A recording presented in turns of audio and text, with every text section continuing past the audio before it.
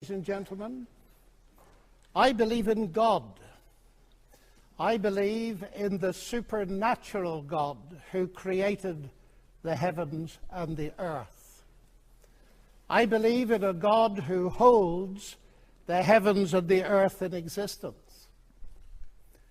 I believe that on the basis of rational evidence. Is that serious thinkers today continue to ask us to choose between God and science. That's like asking people to choose between Henry Ford and engineering as an explanation of the motor car. When Newton discovered his law of gravity, he didn't say, I've got a law, I don't need God. No, he wrote the Principia Mathematica, arguably the greatest work in the whole history of science. Because he saw that God is not the same kind of expert. But people are now so desperate to show that the universe created itself from nothing, which seems to me to be an immediate oxymoron. If I say X created Y, I'm assuming the existence of X to explain the existence of Y. If I say X created X, I'm assuming the existence of X to explain the existence of X, which simply shows that nonsense remains nonsense even if high-powered scientists utter it. It reminds me a little bit of G.K. Chesterton, who said, "It is absurd to complain that it is unthinkable for an unthinkable God to make seeing the fine-tuning of the fundamental forces of nature." It's something that's so striking to scientists that it demands explanation. And it seems to me that Arno Penzias hit it right. He is the Nobel Prize winner who discovered the microwave background on which a lot of the evidence for the Big Bang is based. He said astronomy leads us to a unique event, a universe which was created out of nothing, one with the very delicate balance needed to provide exactly the right conditions required to permit life, and one which has an underlying, one might say, supernatural plan. But I want to come to what I think is one of the fundamental arguments for theism. I take it this house believes in reason. That's why we're all here.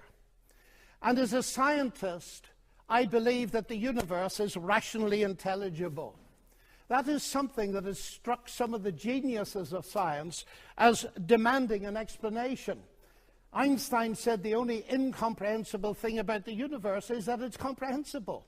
And Wigner talked about the unreasonable effectiveness of mathematics. How is it that a mathematician thinking in her head in here can come up with equations that seem to fit the universe out there? Well, how is it indeed? Because the irony of the atheist position here is evident on one of my many visits to Russia to a colleague in the Academy of Sciences. And he said, you know, John, we thought we could abolish God and retain a value for human beings. We found we couldn't. And we murdered millions of them. And Alexander Solzhenitsyn has said, if I'm asked, why is it that 60 million of my fellow countrymen were sacrificed? He said, the answer is, we have forgotten God.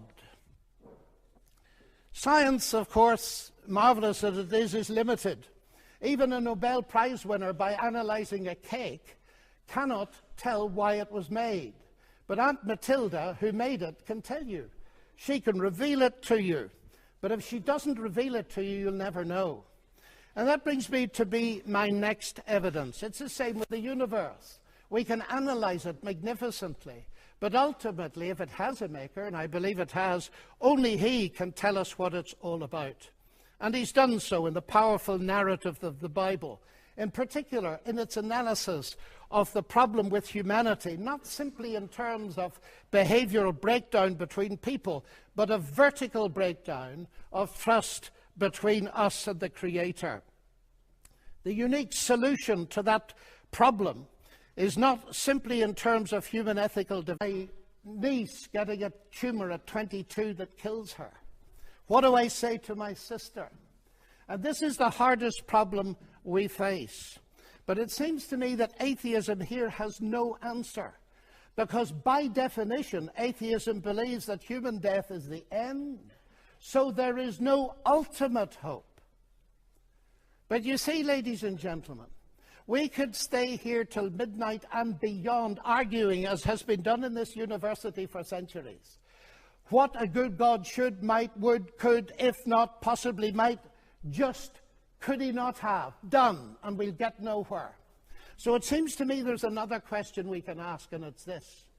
Granted that life presents us with a double picture. We see some beautiful things. We see some ragged edges. We see hurt and pain, and we see joy. How can we come to terms with that? And it seems to me here is no simplistic answer, but a window into an answer. And here's an irony, because atheism has no ultimate hope of justice by definition. The vast majority of people in the history of the world have died without justice and will die without justice. And if death is the end, then of course they have no hope of ultimate justice. Those are some of the reasons why I believe that God is real and worthy to be